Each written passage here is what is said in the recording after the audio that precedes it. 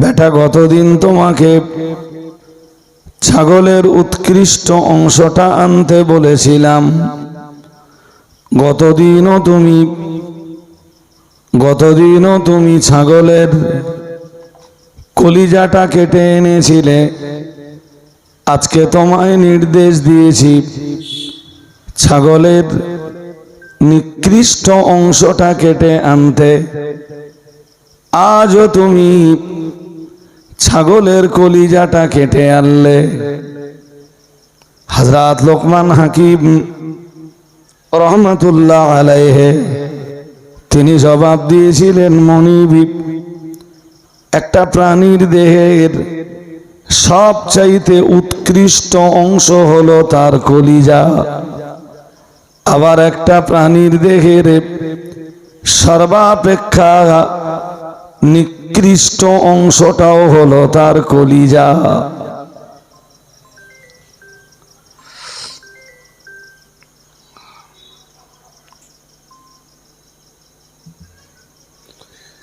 ঠিক এই কথাটাই এতক্ষণ ধরে যে কথাটা শোনালাম, এই কথাটাই এসছে বুখারী শরীফের একটা হাদিসে। মাইকওয়ালা আছে? মাইকম্যান আছে? কই গেছে?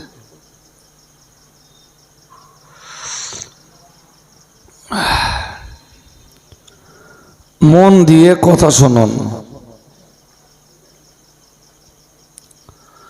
রাসূলুল্লাহ বলেছেন, নিশ্চয়ই মানুষের দেহে একটা অংশ আছে। আমার দিকে তাকান, আমার দিকে। কথা শুনতে শুনতে আমরা একটা জায়গায় যাব। সাউন্ডটা একটু শুরু করতে হবে। হ্যাঁ, শুরু করে একটু প্রেসার দাও। নিশ্চয়ই মানুষের দেহে এক খণ্ড গোশত আছে। এই যে এই দেহে এক খণ্ড গোশত আছে। আল্লাহ পাকের রাসূল জানিয়েছেন, ইদা সলুহাত সলুহাল জাসাদু কুল্লুহু। নবী আমার জানিয়েছেন, মানব দেহের ওই গোশত খণ্ডটা যদি ভালো হয়, সলুহাল জাসাদু কুল্লুহু, রাসূলুল্লাহ জানিয়েছেন সমগ্র দেহটাই তার ভালো। সুবহানাল্লাহ। আর একটু মন খুলে বলুন। তা মানুষের দেহে এক খণ্ড গোশত আছে, যদি ওই গোশত খণ্ডটা ভালো হয় তাহলে পুরো দেহটাই তার ভালো। আমি স্টেজে, এখন পরে ফোন করেন একটু।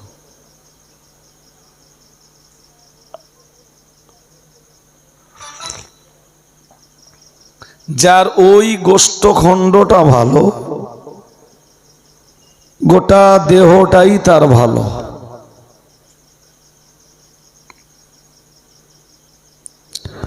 পরে আবার বলেছেন, ওয়াইদা ফাসুদাত ফাসুদাল জাসাদু কুল্লুহু। রাসূলুল্লাহ জানিয়েছেন, ও সাহাবীরা মনে রাখো, কিন্তু যার ওই গোশত খণ্ডটা খারাপ, আল্লাহ পাকের রাসূল জানিয়েছেন তার গোটা দেহটাই নষ্ট।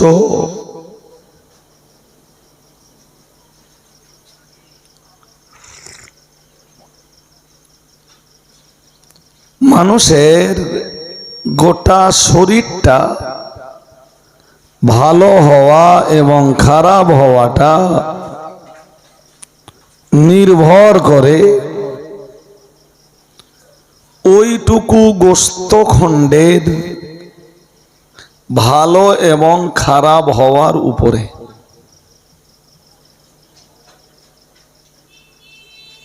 যার শরীরে ওইটুকু গোস্তখণ্ড ভালো, তার গোটা দেহটাই ভালো। যার দেহের ওইটুকু গোস্তখণ্ড নষ্ট, তার গোটা দেহ নষ্ট।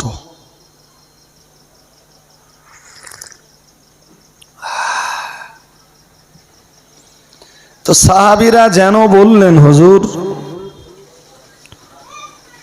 ওই গোস্তখণ্ডটা, ওই গোস্তের টুকরোটা কোন টুকরা?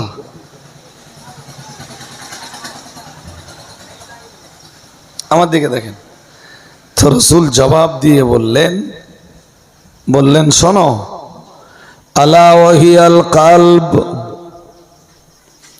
রাসূলুল্লাহ জানিয়েছেন, আল্লাহ পাকের নবী সেদিন বলেছিলেন, সাহাবীরা ওই গোস্তখণ্ডটাই হলো কলব।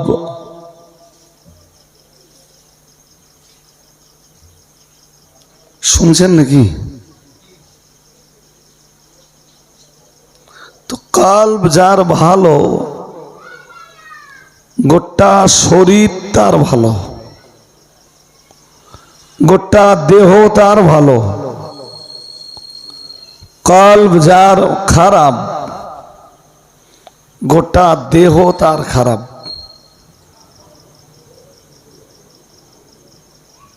এইটা এই এতক্ষণ ধরে যা বললাম, এটা বুখারী শরীফের এক হাদিসের বর্ণনা। আমি গল্প শোনাইনি বলো। প্রথম অবস্থায় বলেছি যে লুকমান হাকিমের মনিব তার গুলাম লুকমান হাকিমকে যখন ছাগল জবাহ করে ছাগলের দেহের সবচাইতে ভালো অংশটা আনতে বলেছিলেন, লুকমান হাকিম তখন কলিজাটা কেটে আনলেন। আবার যখন ছাগলের নিকৃষ্ট অংশটা কেটে আনতে বললেন, তখনও সেম কেস, ছাগলের কলিজাটা কেটে আনলেন, বুঝিয়ে দিলেন যে এটাই সবচেয়ে ভালো অংশ, এটাই সবচেয়ে খারাপ অংশ। আমি ঠিক সেই কথাটাই বুখারী শরীফের একটা হাদিস এনে লুকমান হাকিমের বক্তব্যের সাথে বিষয়টা মিলিয়ে দিয়েছি।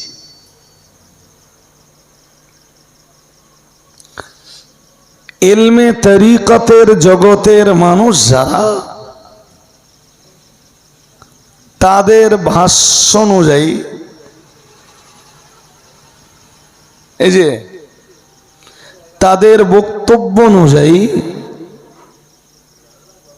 এই বাম স্তনের নিচে কলবের স্থান।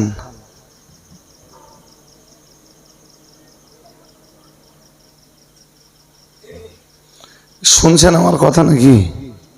আমি হয়তোবা আপনাদের কাছে এই বিষয়টা নিয়ে খুব বেশি কথা বলিনি কখনো, আজকে বলছি।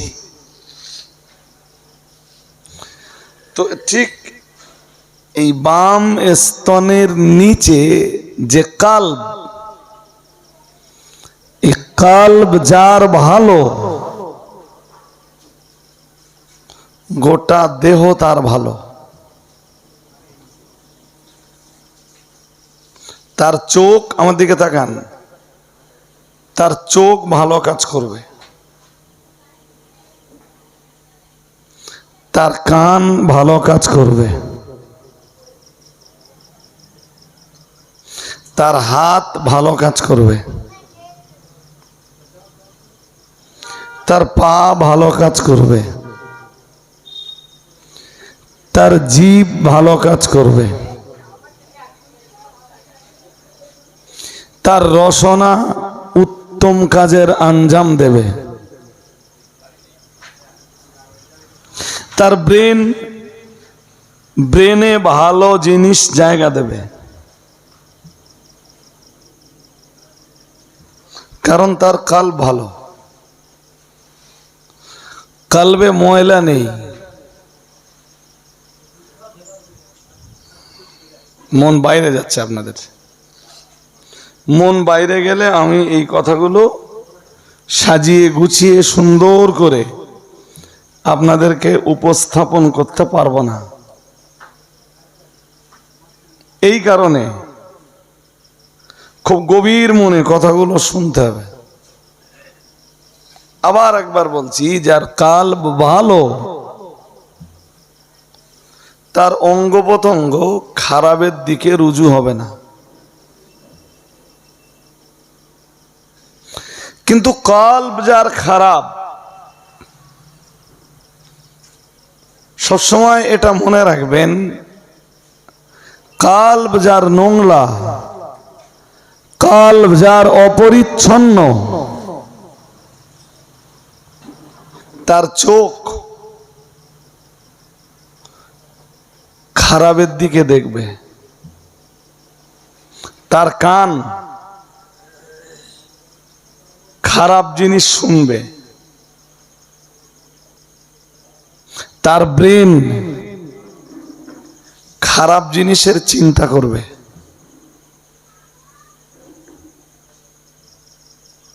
তার হাত খারাপ জিনিস ধারণ করবে। কারণ দিল বা কাল্ব এটা নোংরা। তার পা খারাপ কাজের দিকে অগ্রসর হবে।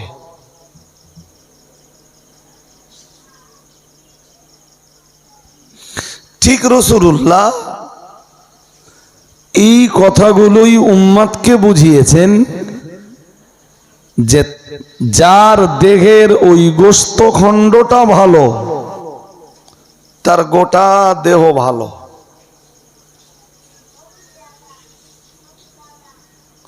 হাত, পা, চোখ, মুখ, তার ব্রেন, তার কান, তার তাম অঙ্গ প্রত্যঙ্গ ভালোর দিকে ধাবিত হবে। কিন্তু এটা যেই নোংরা হবে ও তখন মদের গ্লাস ধরবে। ও মিন্স হাত, ঠোঁট মদের গ্লাস স্পর্শ করবে, জিভ মদের স্বাদ গ্রহণ করবে, চোখ নোংরা জায়গায় পতিত হবে। চোখ দিয়ে লোকটা তখন নোংরা কাজ করবে। ব্রেন লোক মানুষকে ক্ষতি সাধনের চিন্তাটা জায়গা দেবে।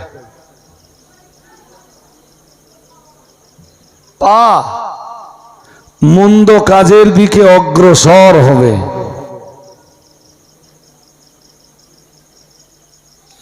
ছোট ছোট কিন্তু কথা বোধহয় বোঝা ভালো। আমি এই যে কথাগুলি এতক্ষণ ধরে আপনাদেরকে শেয়ার করলাম, এই যে অঙ্গ প্রত্যঙ্গের কথাগুলো বললাম, একজন মানুষকে তাকওয়া অবলম্বী হতে হলে দেখুন তাকওয়া জায়গা পায় কিন্তু কালবে। কাল্ব এমন জিনিস যেখানে ভালো জিনিসও জায়গা পায়, মন্দ জিনিসও জায়গা পায়। যেখানে পাপগুলিও জায়গা পায়, আবার কাল্বটাকে আল্লাহ ঈমান ধারণের জায়গা হিসাবে নির্ধারণ করেছেন। সুবহানাল্লাহ। আর একটু মন খুলে বলেন না।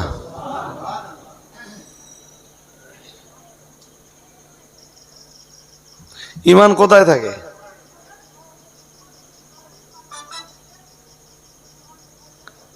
বলুন। ঈমান কলবে থাকে। সুবহানাল্লাহ। আর একটু মন খুলে বলেন। আবার শিরক কোথায় থাকে? শিরক, শিরক, কুফর, নেফাক, শিকক, এই সব কিছুর জায়গা কলবে। শিরক আল্লাহর সাথে অংশীদার নির্ধারণ, ওর জায়গা কলবে। কুফর তারও জায়গা। আরে কুফরটা কি? কুফরটা অস্বীকার।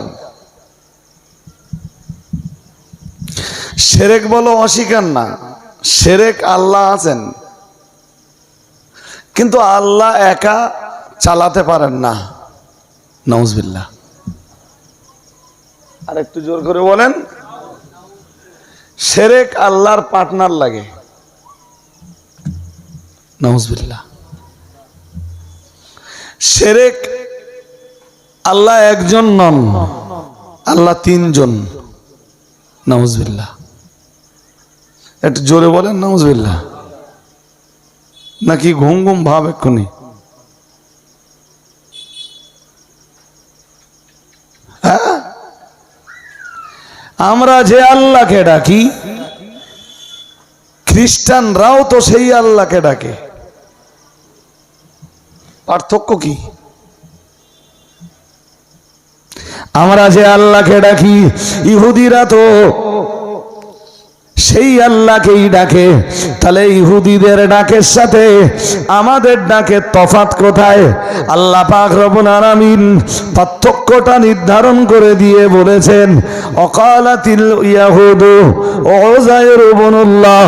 আল্লাহ পাক রব্বুল আলামিন জানিয়েছেন ইহুদিরাও আল্লাহকে আল্লাহ বলে ডাকে, কিন্তু ইহুদিদের বক্তব্য হলো অকালাতিল ইয়াহুদু উযাইর ইবনুল্লাহ।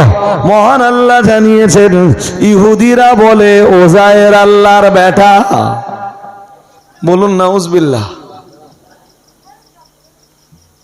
আর একটু জোর করে বলেন।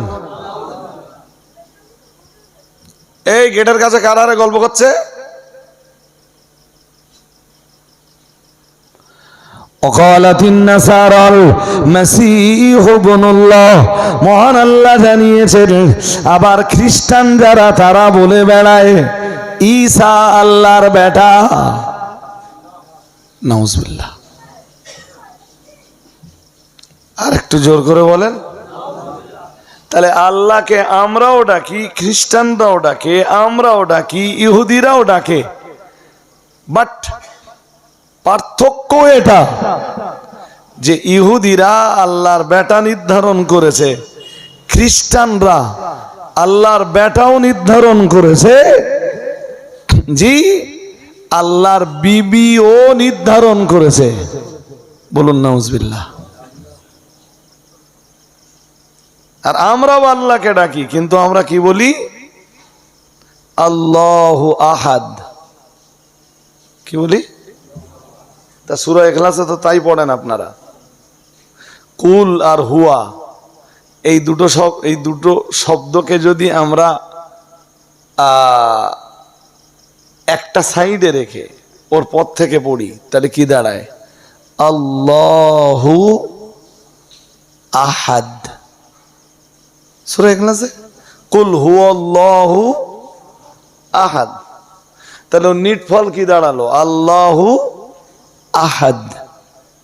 তারপর জোরে বলেন। আল্লাহুস সামাদ। তারপর হ্যাঁ, ওই ইহুদিরা যা বলেছে সব শেষ। খ্রিস্টান যা বলেছে আল্লাহ সব কিছুর প্রতিবাদ এইটুকুতে করলেন। আল্লাহ বললেন লাম ইয়ালিদ, আল্লাহ কাউকে জন্ম দেননি, না ঈসাকে আর না ওজায়েরকে।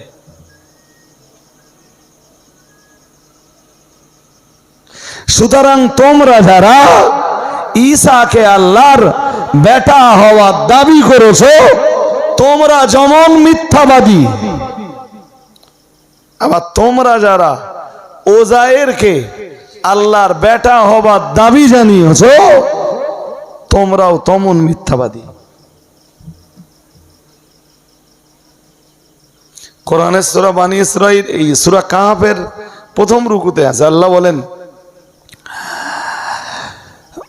আল্লাহ পাকের কোরআন জানিয়েছে কাবুরাত কালিমাতান তাখরুজু মিন আফওয়াহিহিম ইয়াকুলুনা ইল্লা কাযিবা। আল্লাহ পাক রব্বুল আলামিন জানিয়েছেন, মহান আল্লাহ ঘোষণা দিয়েছেন, কাবুরাত কালিমাতান, তাদের মুখ দিয়ে খুব বড় বড় কথা বার হয়। কাবুরাত কালিমাতান তাখরুজু মিন আফওয়াহিহিম, মহান আল্লাহ জানিয়েছেন, আল্লাহ পাক ঘোষণা দিয়েছেন, তাদের জবান দিয়ে খুব বড় বড় কথা বার হয়। কিন্তু মহান আল্লাহ পরে বলেছেন ইয়াকুলুনা ইল্লা কাযিবা, মহান আল্লাহ জানিয়েছেন কিন্তু তারা যা বলে সে কথাগুলি সবই মিথ্যা।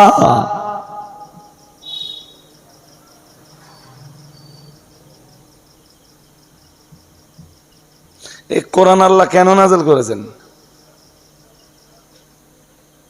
কোরআন নুজুলের যেসব কারণ আল্লাহ বলেছেন, সূরা কাহফের একদম প্রথম আয়াত থেকে যদি পড়েন আপনারা, তা আপনাদের একটা চূড়ান্ত ধারণা তৈরি হবে। সূরা কাহফ 15 পারার অর্ধেকটা পেরিয়ে যাওয়ার পরে শুরু। আলহামদুলিল্লাহিল্লাযী আনজালা আলা আবদিহিল কিতাবা ওয়া লাম ইয়াজআল লাহু ইওয়াজা قيما لينذر بأسا شديدا من لدنه ويبشر المؤمنين الذين يعملون الصالحات أن لهم أجرا حسنا ماكثين فيه أبدا وينذر الذين قالوا اتخذ الله ولدا। সূরা কাহফের প্রথম দিকে আছে। কোরআন কেন প্রথমেই বলতেছেন আলহামদুলিল্লাহ, সমস্ত প্রশংসা আল্লাহর। আপনারা একটু পড়ুন আলহামদুলিল্লাহ।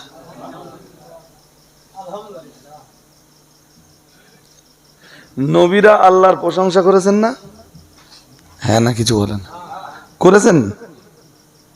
তা নবীরা যত প্রশংসা করেছেন সব প্রশংসা এই আলহামদুলিল্লাহ বাক্যের ভিতরে আছে। আলহামদুলিল্লাহ মানে সমস্ত প্রশংসা, মানে নবীরা তাদের ভাষায় যা প্রশংসা করেছেন সেটাও এর ভিতরে আছে।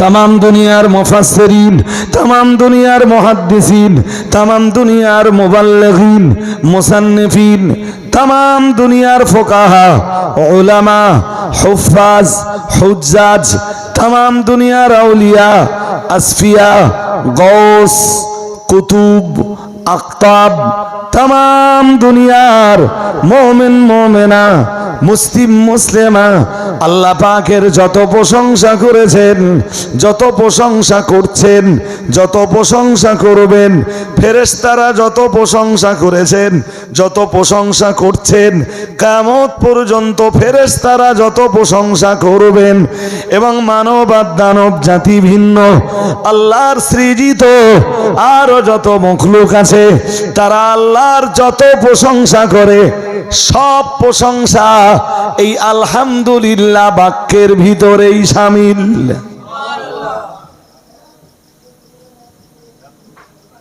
আমার কথা বুঝতে পারেননি? মানে আলহামদুলিল্লাহ কেউ বললো মানে আল্লাহ আমি সেই রকম প্রশংসা করছি যেরকমটা প্রশংসা করেছেন নবীরা।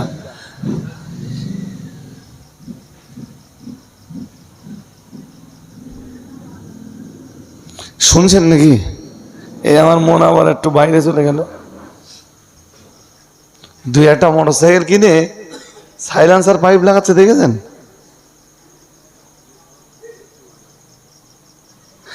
সবচেয়ে বড় আশ্চর্যের বিষয় যে এরা যখন বাড়ি যায় এদের বাবা মাও কিছু বলে না।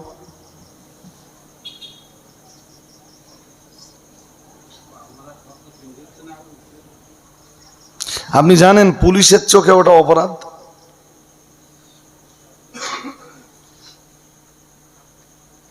মোটরসাইকেল যখন শোরুমতে বেরোয় তখন ওরকম সাইলেন্সার পাইপ লাগানো থাকে না, এই আলাদা কিনে লাগাতে হয়, তারপর ওরা মাওয়া যায়।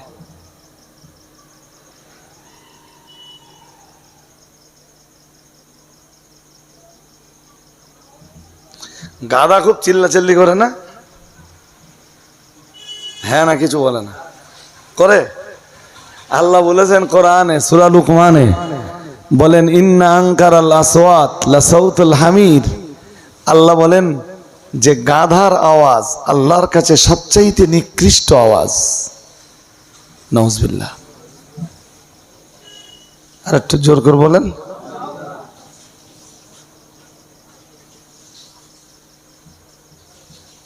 এই শব্দ দূষণ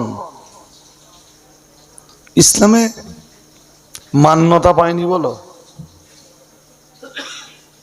যেটাকে আমরা কি বলি শব্দ দূষণ।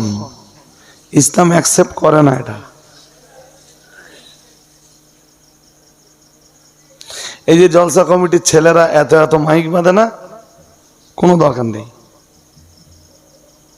যে জায়গাটা মজলিস হবে ওখানে দুটো বক্স দিলে হয়ে যায়। বলা যায় না এটাও শব্দ দূষণের আওতায় আসবে কিনা। আমরা এখানে ওয়াজ করছি, বহু অসুস্থ লোকের হয়তো ডিস্টার্ব হচ্ছে। 40টা মাইক বেঁধেছে, মাধ্যমিক পরীক্ষা চলছে।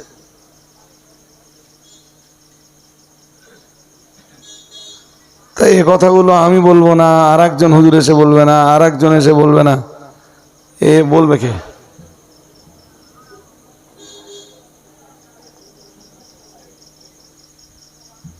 কি একটা দিন পুড়ে গেছে ভাই, দুই একটা চুল কাটার ভাবও সেই রকম। আসলে এই সব কথা শেষ কথা বলো, আমি ওয়াজ যেখানে শুরু করেছিলাম, কথা বলেন দিন, বলেন বলেন। হ্যাঁ, যার কাল্ব যেমন তার আচার আচরণের বহিঃপ্রকাশ ঠিক।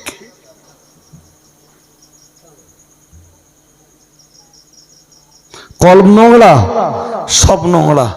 যাক, ওই জায়গায় আর একবার ফিরবানি ইনশাল্লাহ। এখানটা একটু শুনে নেন। তা আলহামদুলিল্লাহ বাক্যের ভিতরে ফেরেশতাদের প্রশংসা লুকিয়ে, নবীদের প্রশংসা লুকিয়ে, তামাম মখলুকের প্রশংসা লুকিয়ে আলহামদুলিল্লাহ বাক্যের ভিতরে। আপনারা আর একবার বলেন আলহামদুলিল্লাহ। তা সমস্ত প্রশংসা কার? বলুন বলুন।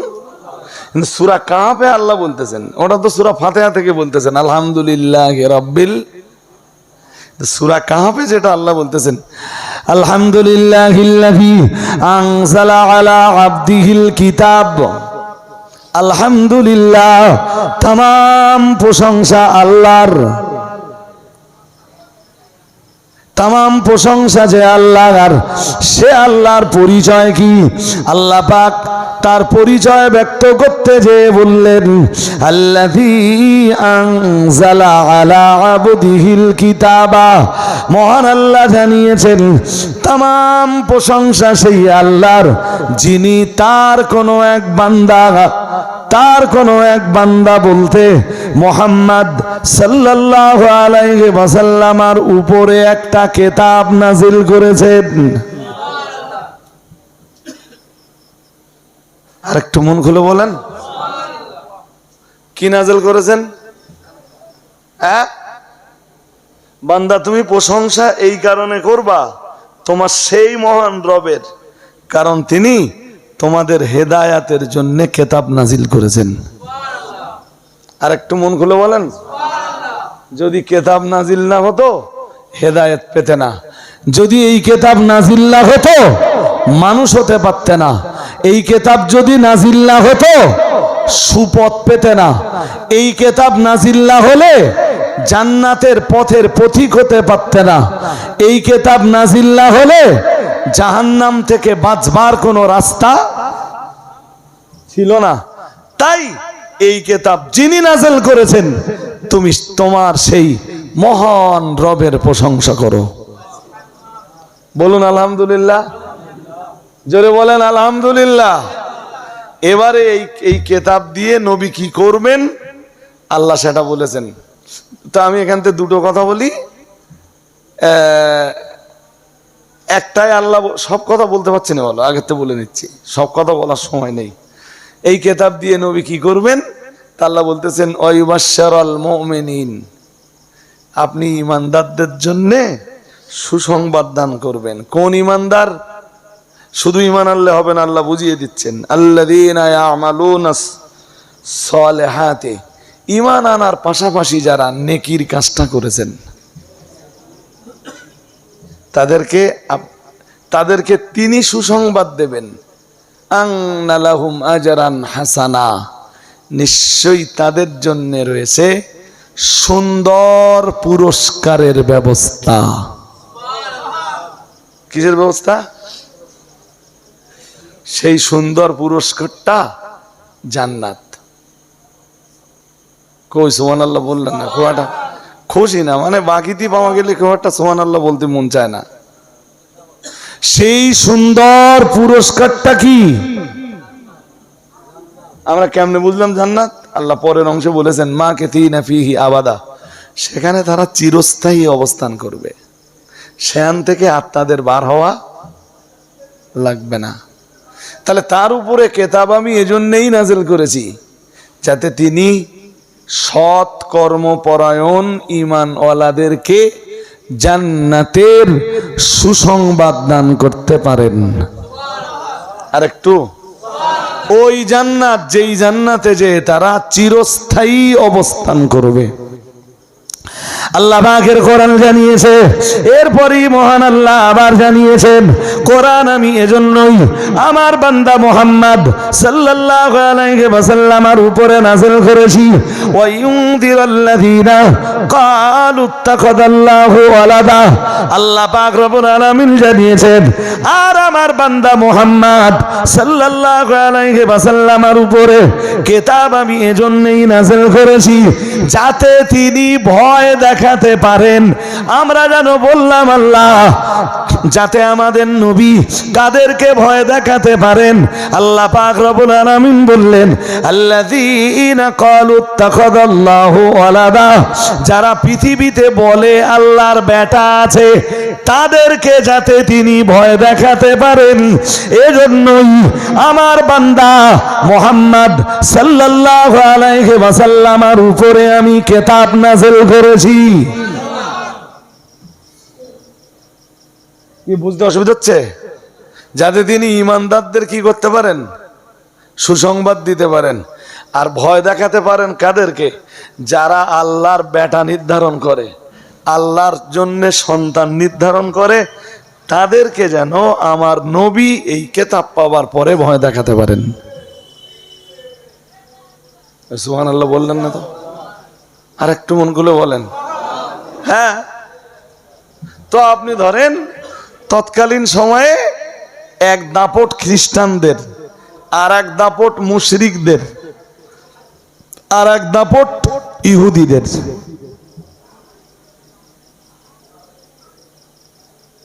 শুনছেন নাকি? এক দাপট খ্রিস্টানদের, তা খ্রিস্টানরা বলল ঈসা আল্লাহর বেটা, ঈসার মা মারিয়াম আল্লাহর বিবি। নাউজুবিল্লাহ। আর একটু জোর করে বলেন। ইহুদিরা বলল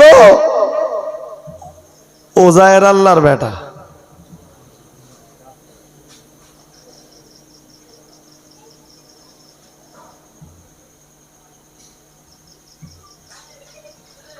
শুনছেন নাকি? হ্যাঁ, নাউজুবিল্লাহ বলুন, সবাই মিলেমিশে বলেন। ওদিকে মক্কার মুশরিকরা বলল তোমার কাছে সবার তো আল্লাহর বেটা আছে, তা আমার কেউ তো একটা কিছু দরকার। মক্কার মুশরিকরা বলল আল মালাইকাতু বানাতুল্লাহ, ফেরেশতারা আল্লাহর মেয়ে। সবাই জোর করে বলেন। আর আল্লাহ কোরআন নাযিল করে কি বললেন? প্রশংসা সেই আল্লাহর যিনি তার বান্দা মুহাম্মদ সাল্লাল্লাহু আলাইহি ওয়াসাল্লামের উপরে কিতাব নাযিল করেছেন। আমরা যেন বললাম, আল্লাহ এই কিতাব আপনি নাযিল করলেন কেন? আল্লাহ বললেন, করলাম কেন শুনবা? যাতে মুহাম্মদ সাল্লাল্লাহু আলাইহি ওয়াসাল্লাম এই কিতাবটা দিয়ে ঈমানওয়ালাদেরকে, সৎ কর্মপরায়ণ ঈমানওয়ালাদেরকে জান্নাতের সুসংবাদ দিতে পারেন। আর যারা এই পৃথিবীতে আল্লাহর বেটা বেটি নির্ধারণ করেছে মুহাম্মদ সাল্লাল্লাহু আলাইহি ওয়াসাল্লাম, যাতে তাদেরকে জাহান্নামের ভয় দেখাতে পারেন, তাই আমি আমার বান্দা মুহাম্মদ সাল্লাল্লাহু আলাইহি ওয়াসাল্লামের উপরে কিতাব নাযিল করেছি।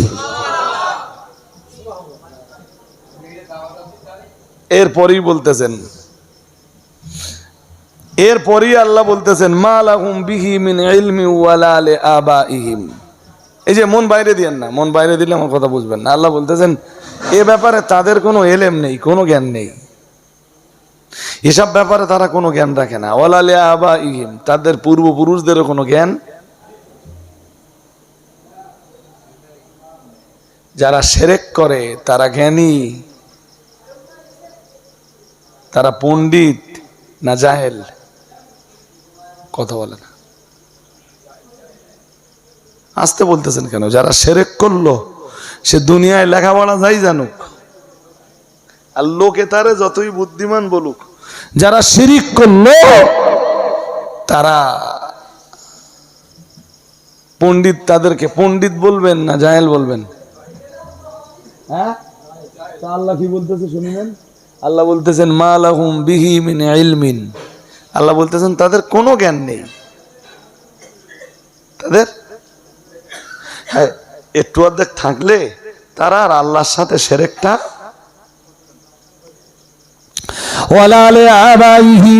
মহান আল্লাহ জানিয়েছেন তারা যেমন শিরক করেছে তাদের পূর্বপুরুষরাও শিরক করেছে।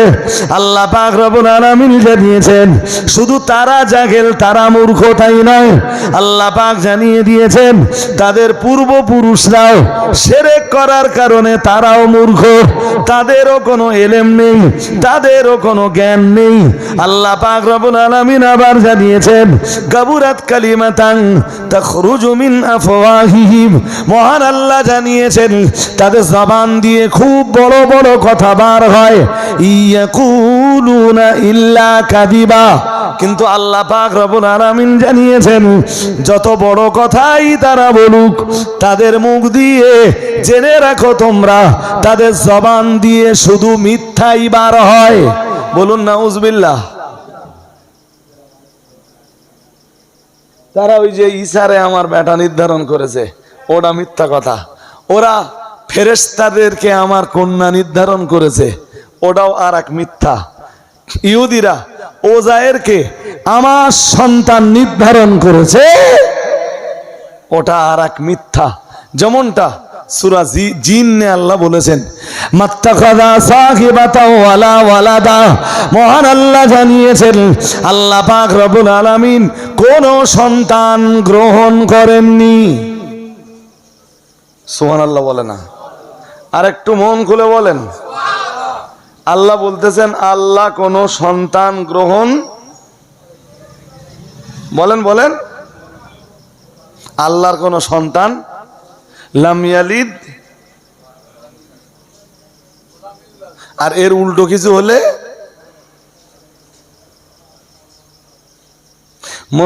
কালেমাওয়ালাদের ঈমান কি?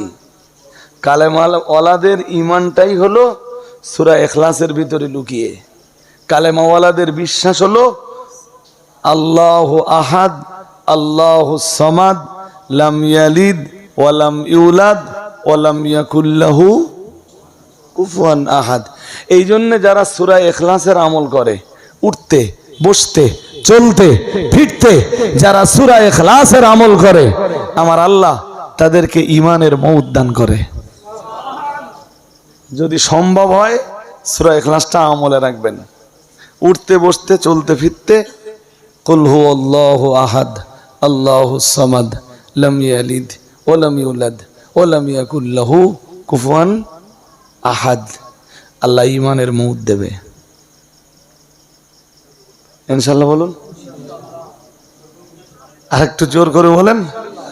এ খুব ভাইটাল একটা আমল ভাই সাহেব, খুব গুরুত্বপূর্ণ আমল। যারা সূরা ইখলাসের আমল করে তাদের মউত হয় ঈমানের উপরে। কি কথা বলতে এত বলেছি বলেন দিন। ঈমানের জায়গা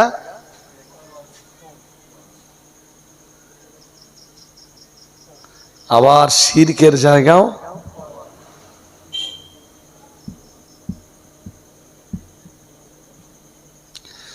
পৃথিবীর মুনাফিক যারা,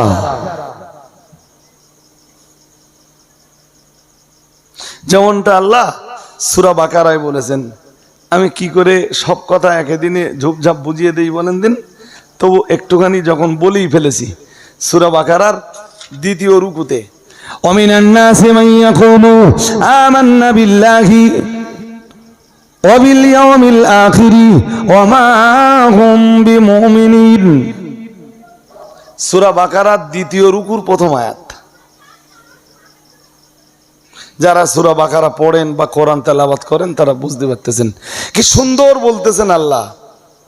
সূরা বাকারার প্রথম 2 রুকু যদি কেউ ভালো করে পড়ে তা সে বুঝতে পারবে। একদম সূরা বাকারা শুরু হয়েছে যালিকাল কিতাবু লা রাইবা ফি, এই কথা বলার পরই আল্লাহ হুদাল লিল মুত্তাকিন বললেন, এরপরে ঈমানদারদের আলোচনা শুরু করলেন। আমার দিকে মন দেন, ঈমানদারদের আলোচনা শুরু করলেন, মানে 1 থেকে 5 আয়াতের ভিতরে ঈমানদারের আলোচনা শেষ। শুনছেন নাকি? মনোযোগ আছে? আছে। ঈমানদারের আলোচনা মহান আল্লাহ যেই না শেষ করলেন, 6 নম্বর আয়াত থেকে আল্লাহ মুনাফিক, আল্লাহ পাক কাফিরের আলোচনা করলেন। ও বাবাজিরা ভাইরা, দুনিয়াতে আল্লাহতে অবিশ্বাসী যারা, তাদের আলোচনা শুরু করলেন। আল্লাহ পাক বললেন, ইন্নাল্লাযীনা কাফারু সাওয়াউন আলাইহিম আনযারতাহুম আম লাম তুনদিরহুম লা ইউমিনুন। এখানে 6, এরপরে 7 নম্বর আয়াতেও আল্লাহ অবিশ্বাসী কাফেরদের ব্যাপারে আলোচনা করলেন। সূরা বাকারার, আবার বলছি, সূরা বাকারার 3, 4, 5 ঈমানদারের আলোচনা, 6, 7 কাফেরদের আলোচনা। আর ঠিক মুনাফিকের আলোচনা করতেছেন 8 নম্বর আয়াত থেকে শুরু, আর এটা শেষ করতেছেন 20 নম্বর আয়াতে। যে বুঝতে পারেননি, ঈমানদারের আলোচনা 2, 3, 4, 5 3 আয়াতে শেষ। কাফেরের আলোচনা 2 আয়াতে শেষ।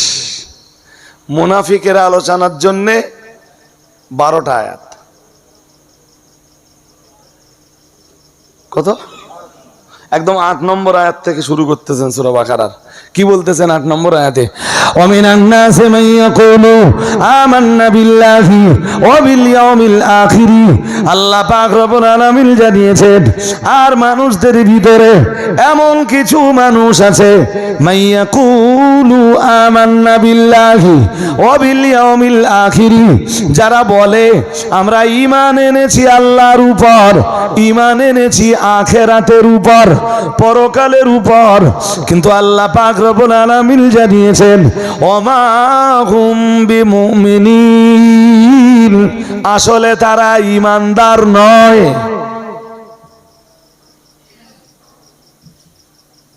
আর একবার চেষ্টা করুন যদি মাথায় না যায়। প্রথম আলোচনা করতেছেন ঈমানদারের, তারপরে আলোচনা করতেছেন কাফেরের। এই 2 আলোচনা শেষ করার পর সূরা বাকারার প্রথম রুকু শেষ করে দিয়েছেন আল্লাহ। দিয়ে এবার দ্বিতীয় রুকুর শুরুতে বলতেছেন, আর পৃথিবীতে এমন কিছু মানুষ আছে যারা মুখে বলে আমরা আল্লাহ বিশ্বাসী, পরকাল বিশ্বাসী। আল্লাহ নিজেই বলতেছেন ওমা হুম বিমুমিনিন, আসলে তারা ঈমানদার নয়। আসলে তাদের মুখ বলে ঈমানদার, কিন্তু তাদের কাল্ব কখনো ঈমানদার কথা বলে না। তাদের মুখ বলে ঈমানদার, কিন্তু তাদের কাল্ব ঈমান জায়গা দেয় যেটা বলে না। ওই তো একটু পরে আল্লাহ বলেছেন, একটু পরেই আল্লাহ বিষয়টা পরিষ্কার করে দিয়েছেন। আল্লাহ পাক রব্বুল আলামিন জানিয়েছেন, মহান আল্লাহ ঘোষণা দিয়েছেন সূরা বাকারার 14 নম্বর আয়াতটা যদি পড়েন, এটা পড়লাম 8 নম্বর আয়াত, এরপরে মাঝখানে অনেকগুলি আয়াত রয়েছে। আমি এবার 14 নম্বর আয়াত বলছি। আল্লাহ পাক রব্বুল আলামিন জানিয়েছেন ওয়াইদা লাকুল্লাযীনা আমানু ওয়াইদা লাকুল্লাযীনা আমানু ক্বালু আমান্না।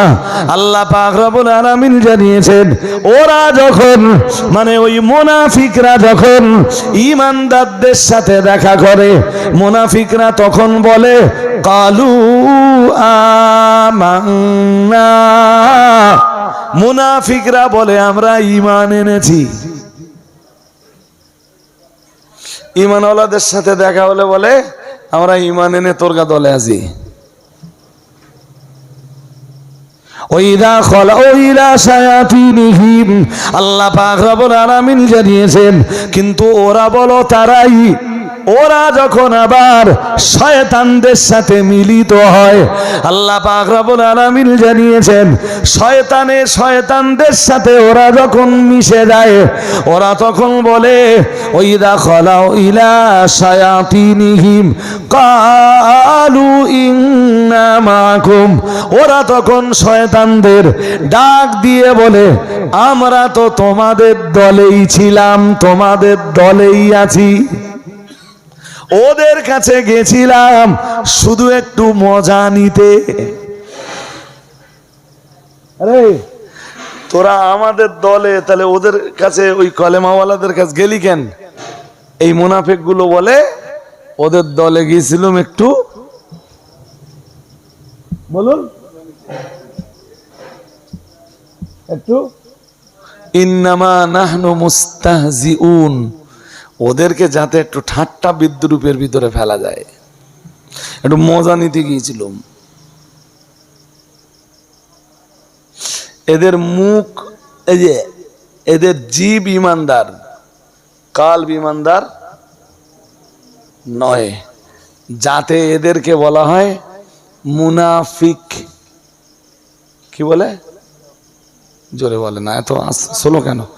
যাতে এদেরকে বলা হয় মুনাফিক। আর মুনাফিকের এই আচরণকে আরবিতে বলে নিফাক।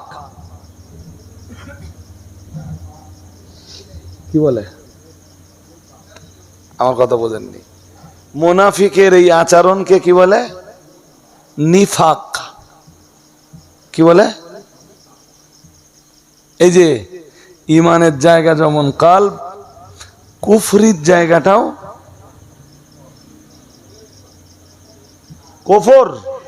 কুফুর, নাস্তিকতাবাদ।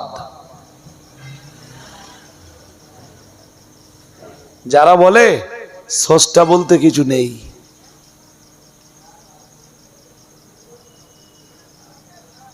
শুনছেন? নাস্তিকতাবাদের জায়গাও হলো, বলুন, কাল্ব। এরপরে শিরকের জায়গা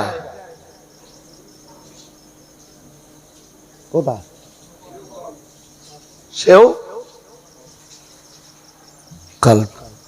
এরপরে আর একটা মারাত্মক রোগ আছে, বলবো? হ্যাঁ, যেই রোগটার নাম হলো শেকক। আরবিতে কি বলে? শেকক। শেকক মানে হলো আমি কলেমা পড়েছি, কিন্তু এখন আল্লাহর আইন আমার পক্ষে গেলে মানব, আর আমার বিপক্ষে গেলে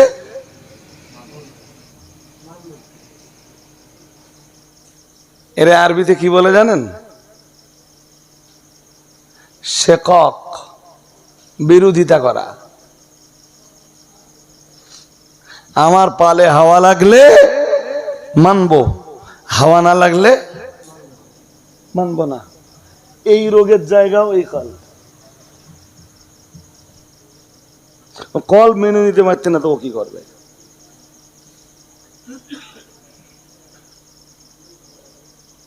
কাল এক জায়গায় দাওয়াতে গেছি, তা সে ভাই এমনি টাইম তো রাত 2টোয়, আর রাস্তাও অনেক, আর তাতে তারা আবার নিজেরা টাইম ঘুরিয়ে করেছে রাত 3টে। তাদের আগের বক্তা সব লেট হয়ে গেছে। আমি বললাম ভাই তোমরা যাই করো, আমি 4টের পরে বলো থাকবো না, আর মর্নিং স্কুল আছে, স্কুলে যেতে হবে।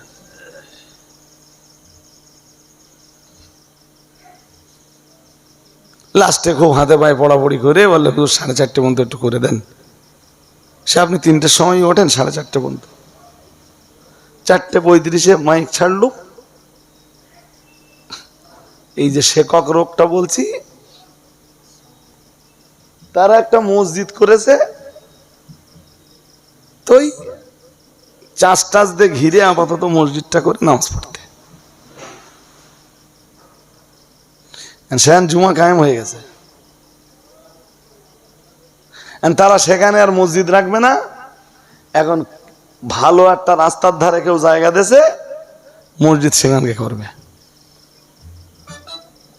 মুফতিরা বাধা দিয়েছে, মুফতিদের কথাটা নেবে না তারা।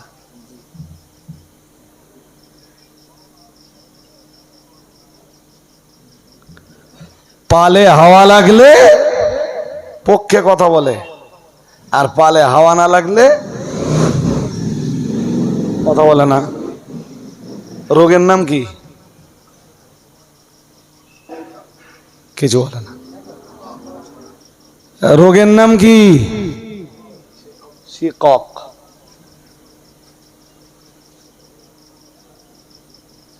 নিজের পক্ষে গেলে মেনে নেয়, আল্লাহকেও মেনে নেয়, রসুলকেও মেনে নেয়, আর বিপক্ষে গেলে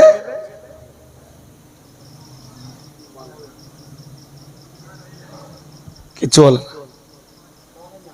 তখন কোরআন খারাপ হয় না, হাদিস খারাপ হয় না, কাইম সাহেব খারাপ হয়।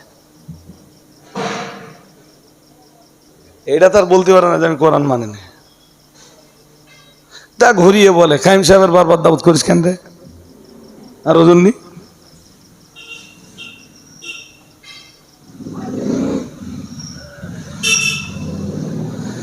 কারণ কি, কাইম সাহেবের রস শুনলে, রজব আলী সাহেবের রস শুনলে রোগের খানিকটা হলেও তো ওষুধ পড়ে। তো কেন কাইম সাহেবের আর কেন রজব আলী সাহেবের দাওয়াত করিস, আর হুজুর নি? কিন্তু রজব আলী আর কাইম সাহেবরা যা ওয়াজ করে তা তো কোরআন হাদিস দিয়েই করে। আর এই কোরআন হাদিসের বক্তব্যের বিরোধিতা করা, জি কাইম সাহেব রজব আলী সাহেবদের বক্তব্যের বিরোধিতা করার মর্মই তো কোরআন আর হাদিস, কোরআন আর সুনানের বিরোধিতা করা। ঠিক কিনা বলে না? হ্যাঁ না কিছু বলবেন তো, না ভুল বলছি? হ্যাঁ, হাজিরিনে মজলিস, বিষয়টা বুঝুন। শিকক আর এক রোগ, তারও জায়গা যদি বলেন। এ আব্দুল্লাহ ইবনে উবাই ইবনে সালুল, ও সারা জীবন মেনে নিতে পারেনি রসুলকে। ওর নেফাক আর ওর শেককের কারণে।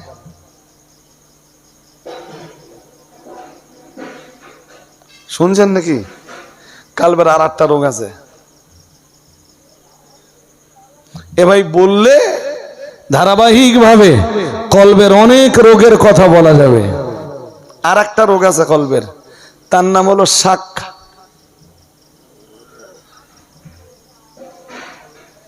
কি রোগ? শাক। শাক বোঝেন? ডাউট,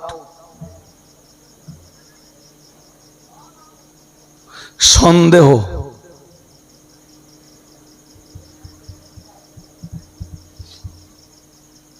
শুনছেন নাকি? হ্যাঁ, কি জানি কাইম সাহেব বলতেছে ঠিক, কিন্তু যেরাম বলতেছে এই রামটাই কি কোরআন শরীফে আছে?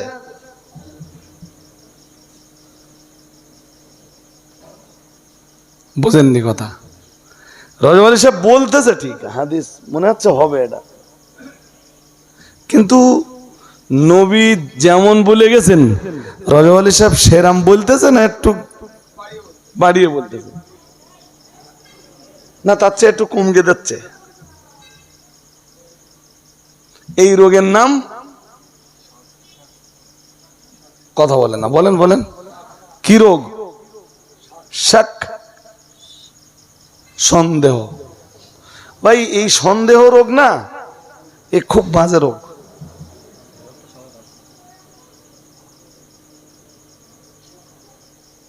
এই রোগের কারণে মানুষ কেতনা আমল থেকে দূরে সরে যাচ্ছে। আমার দেশের লামাজাবি বন্ধুরা এই সন্দেহ রোগের কারণেই বহু হাদিসের আমল তারা ছেড়ে দিচ্ছে।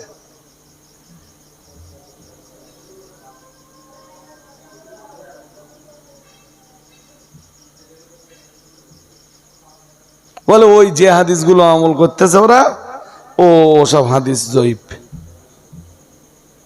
ওর উপর আমল করা যাবে না। এই সন্দেহ রোগের কারণে কত পরিবার ধ্বংস হয়ে যাচ্ছে।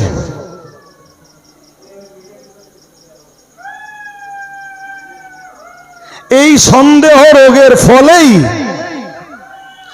কত ভালো মানুষের নামে পাপিষ্ঠরা গাইল দিচ্ছে।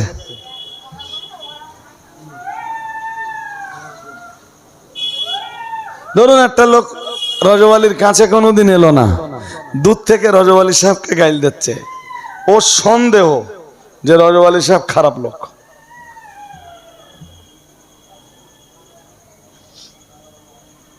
শুনছেন নাকি? এ রোগ কোথায় থাকে? হ্যাঁ, এই জন্যে এই জন্যে কাল্পটাকে আবার কতকগুলো ভাগে ভাগ করেছেন। এক প্রকারের কাল্পকে বলা হয়েছে কলবুল মুতমাইন, যার বাংলা মানে হলো এমন কল্প যে কল্প শুধু শান্তি পায়, এমন কল্প যে কল্প প্রশান্ত কল্প। সুবহানাল্লাহ। আরেকটু মন খুলে বলেন। কিছু লোকের কল্প আছে যাদের কল্প শান্ত,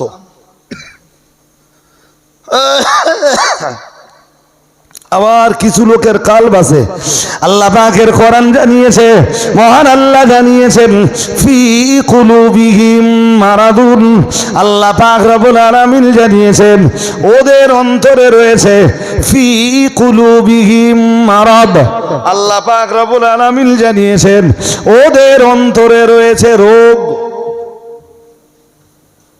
আল্লাহ নিজেই বলতেছেন যে এই পৃথিবীতে কারা তারা আমি তাদের পরিচয় দিতে আজকে আর পাচ্ছি না গো।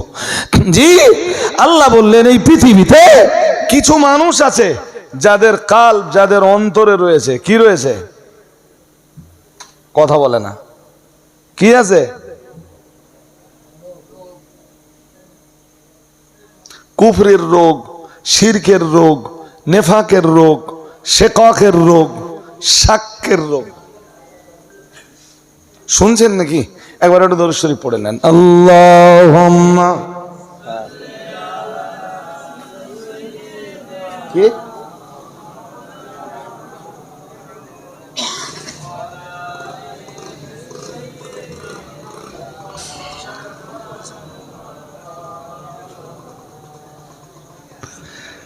শুনছেন ভাই? আমার কথা কি শুনছেন? হ্যাঁ, আপনাকে এই মজলিস থেকে আজকে সিদ্ধান্ত নিয়ে বাড়ি যেতে হবে যে আপনার কাল্পটা কেমন হবে।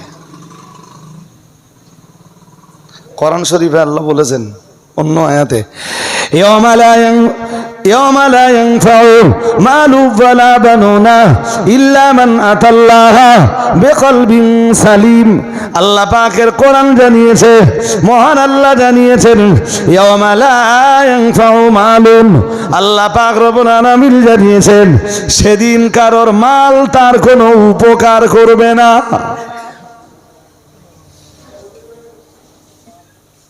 খুব মন দিয়ে এই আয়াতগুলো একটু শোনেন। অনেকের মাল আছে ভাই, মালের জোরে দুনিয়ায় পাপ করে আর মাল সম্পদের জোরে কেটে ওঠে।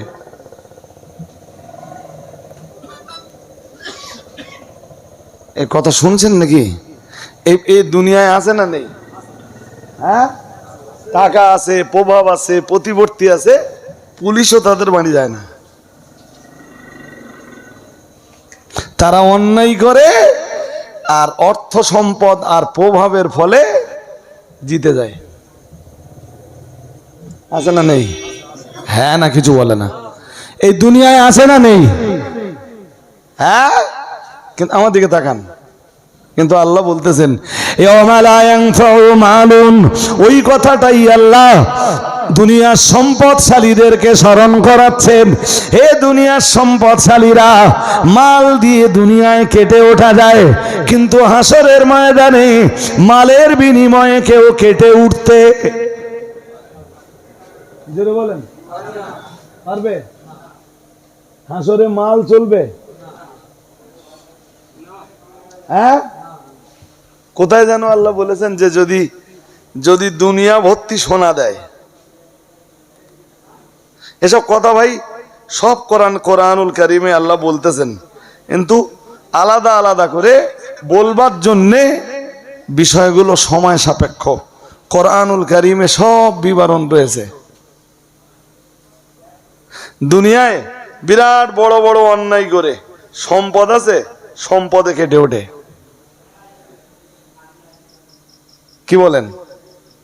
হ্যাঁ না বলে না? হ্যাঁ, ইন্নাল্লাযীনা কাফারু ওয়া মাতু ওয়া হুম কুফার, মহান আল্লাহ জানিয়েছেন নিশ্চয়ই যারা কুফরি করেছে, ওয়া মাতু ওয়া হুম কুফার, এবং কুফরি অবস্থাতেই যাদের মৃত্যু হয়েছে, মহান আল্লাহ জানিয়েছেন ফালাই ইউকবালা মিন আহাদিহিম মিলউল আরদি যাহাবাও মিলউল আরদি যাহাবা ওয়ালা ইফতাদা বি উলাইকা লাহুম আযাবুন আলীমু ওয়া মা লাহুম মিন নাসিরিন। আল্লাহ পাক রব্বুল আলামিন জানিয়েছেন ইন্নাল্লাযীনা কাফারু, নিশ্চয়ই যারা কুফরি করেছে, এরপরে যাদের মউত হয়েছে ওই কুফরির উপরে, আল্লাহ পাক রব্বুল আলামিন জানিয়েছেন ফালাই ইউকবালা মিন আহাদিহিম, আল্লাহ পাক জানিয়েছেন তাদের কারো পক্ষ থেকেই গ্রহণ করা হবে না। আল্লাহ পাক রব্বুল আলামিন জানিয়েছেন মিলউল আরদি যাহাবান, ওরা যদি জমিন ভর্তি স্বর্ণ দিয়ে আল্লাহর আযাব থেকে বাঁচবার চেষ্টা করে, তবুও ওরা আল্লাহর আযাব থেকে বাঁচতে,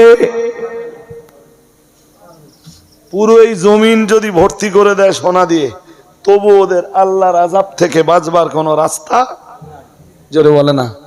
একদম 3 পারা শেষ আয়াত এটা। কে বাপ অন্যায় করে পুলিশকে ঘুষ খাইয়ে দুনিয়ায় কেটে ওঠা, জোরে বলে না। হ্যাঁ, পয়সা দিয়ে সাক্ষী বানিয়ে নিয়ে আদালতের জাস্টিসের মানে মুখোমুখি সাক্ষীকে দাঁড় করিয়ে মিথ্যা সাক্ষ্য দিয়ে, জি, মিথ্যা সাক্ষ্য বা মিথ্যা সাক্ষীদাতা রেডি করে মিথ্যা সাক্ষ্য দিয়ে নিয়ে, জি, বিচার দুনিয়াতে টাকার বদলে ঘুরিয়ে নেওয়া যায়। কিন্তু আল্লাহ কোরআনে বলতেছেন ইয়াউমা, সেদিন লা ইয়ানফাউ মাল, কারোর মাল তার কোনো উপকারে আসবে, জোরে বলে না, ওই তো সূরা লাহাবেও তো তাই বলেছেন আল্লাহ আবু লাহাবের ব্যাপারে। আবু লাহাব বলতো মুহাম্মদ সাল্লাল্লাহু আলাইহি ওয়াসাল্লাম জানে আবু লাহাবের কত মাল আছে? আবু লাহাব মাল কিছু দেবে? আল্লাহর ফেরেশতারা খায়। নাউজুবিল্লাহ। আর একটু জোর করে বলেন না। আল্লাহ আয়াত নাযিল করলেন সূরা লাহাবে, বললেন মা গানা আনহু মালুহু ওয়া মা কাসাব। আল্লাহ পাক রব্বুল আলামিন বললেন আবু লাহাবের জীবনে যখন এই কঠিন বিপর্যয় নেমে আসবে, আবু লাহাবের জীবনে যখন এই কঠিন মুসিবত নেমে আসবে, আল্লাহ পাক রব্বুল আলামিন জানিয়েছেন মা গানা আনহু মালুহু ওয়া মা কাসাব। মহান আল্লাহ জানিয়েছেন সেদিন আবু লাহাবের মাল তার কোনো কাজে আসবে না। কে বলছেন? তাফসীরকারকরা লিখেছেন সেই জমানায় আবু লাহাবের সোনা ছিল 8 কেজি।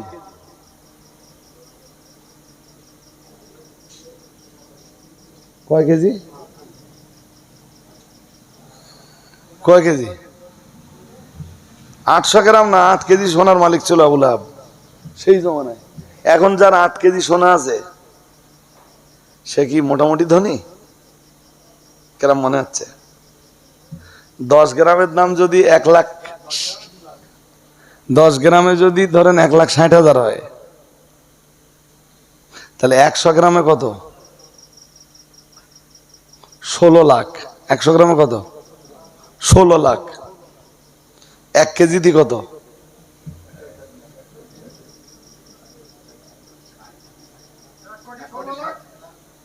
1 কোটি 16 না 60? 1 কোটি 60 লাখ 1 কেজি তো। এবার ওইটারে 8 দিয়ে গুণ করেন। আবু লাহাব ওই পরিমাণ সম্পদের মালিক ছিল। আল্লাহর আযাবের ভয় দেখালে বলতো আমার কি আছে মুহাম্মদ জানে সাল্লাল্লাহু আলাইহি ওয়াসাল্লাম। জানে মুহাম্মদ সাল্লাল্লাহু আলাইহি ওয়াসাল্লাম। কিছু ঝেড়ে দিলুম, আল্লাহ শাস্তি থেকে রেহাই পেয়ে গেলুম। এটা দুনিয়ায় কেটে ওঠা যায় ভাই, হাসরের ময়দানে যে এটা দিয়ে কেটে ওঠা যাবে না। কোরআনে আল্লাহ তা পরিষ্কার করে দিচ্ছেন, ইয়াওমা লা ইয়ানফাউ মালু ওয়ালা বানুন। আল্লাহ পাক রব্বুল আলামিন পরে আবার জানিয়েছেন ওয়ালা বানুন। মহান আল্লাহ জানিয়েছেন কেউ সেদিন তার সন্তান সন্ততির কারণেও কেটে উঠতে পারবে। আমার 7টা ছেলে, আমার 10টা ছেলে, 10টা মজবুত লাঠি আমার। এসব করে দুনিয়ায় কেটে ওঠা যায়, এসব করে হাসরের মাঠে কেটে ওঠা জোরে বলে না। লা ইয়ানফাউ মালু ওয়ালা বানুন। আমার দিকে তাকান, আমার দিকে। ইল্লা মান আতাল্লাহ বিকলবিন সালিম। শুনছেন নাকি? তাহলে লাভবান কারা হবে? মালে উপকার পাওয়া যাবে না, সন্তান কর্তৃকও উপকার পাওয়া যাবে না। তাহলে উপকারটা পাওয়া যাবে কিসে? নারায়ে তাকবীর, নারায়ে তাকবীর। মুফতি সাহেব হুজুর কিবলা, অল ইন্ডিয়া সুন্নাত ওয়াল জামাতের মুর্শিদ মুফতি সাহেব হুজুর কিবলা, নারায়ে তাকবীর। আমার হয়ে গেছে তো, আর 30 সেকেন্ড কথা শোনা যাবে না? মাল দ্বারা উপকার পাওয়া যাবে না, সন্তান সন্ততিও দ্বারা কোনো উপকার পাওয়া, বলুন তাহলে উপকার কিসে মিলবে? আল্লাহ বললেন মান আতাল্লাহা বিকলবিন সালিম। যারা এই যে নিরোগ অন্তর নিয়ে আসবে। কেমন অন্তর? জোরে বলেন। ব্যাস শুরু থেকে এই কথাগুলোই শোনাচ্ছিলাম যে অন্তরটা বানাতে হবে একটা, বলুন। কিছু অন্তর আছে রোগাক্রান্ত অন্তর, আমি বলে এসছি। আর এখন বলছি নিরোগ অন্তর বানালে তবেই সেদিন উপকারটা মিলবে। আল্লাহ এই মজলিসকে কবুল করুন, বলুন আমিন। কোরআন শুনানের যেটুকুই নসিহত হয়েছে ওইটুকু নসিহত আল্লাহ হেদায়েতের জন্য মাকবুল করুন, বলুন আমিন, বলুন আমিন। জি ভাই, আমি শুরু করেছিলাম যেখানে, শেষও করেছি এসে সেখানে। তো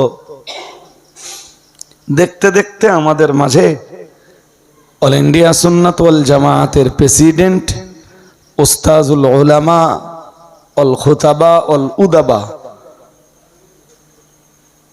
সর্বজন শ্রদ্ধেয় মুফতি সাহেব হুজুর কিবলা বারাকাল্লাহু ফি হায়াতিহি ওয়া ইলমিহি ওয়া আমালিহি ওয়া বায়ানিহি ওয়া খুতবাতিহি, বলুন আমিন, বলুন না আমিন। তিনি এসেছেন, তিনি অজনসিহত করবেন। হুজুরের অজনসিহত আপনাদের শুনতে হবে। হুজুরের পরে আর কেউ আছে? হ্যাঁ,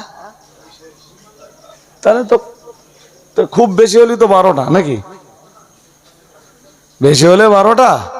এবার যদি মুফতি সাহেব দয়া করে 2-5 মিনিট 12টার পরে যান, সেটা ওনার ব্যাপার। ধৈর্যশীলতার পরিচয় দিয়ে মেহরবানি করে একটু বসুন এবং ধৈর্যশীলতার পরিচয় দিয়ে একটু সবাই বসলে মুফতি সাহেবের কাছে আরো অনেক জ্ঞানের খোরাক পাবেন। আল্লাহ পাক এই নসিহতগুলোই আমার আপনার সকলের জন্যে হেদায়াতের জারিয়া বানিয়ে দেন, বলুন আমিন, বলুন না আমিন। ভাই শেষ বেলায় একটা কথা বলি, যাদের এসআইআর এর নাম ডিলিট হয়েছে তারা খুব টেনশনে আছে। আমি 2-1 জনের সাথে কথা বলে যা বুঝেছি আর কি, টেনশনের কোনো কারণ নেই, আমি এটা বলছি না বলো। তবে আপনি যদি টেনশন করে শরীর খারাপ করে ফেলেন, তাহলে লড়াই করে আপনার অধিকারটা কেমনে আদায় করে আনবেন? আপনার তখন লড়াই করতে হবে। লড়াই করতে গেলে সুস্থতা দরকার। আসসালামু আলাইকুম।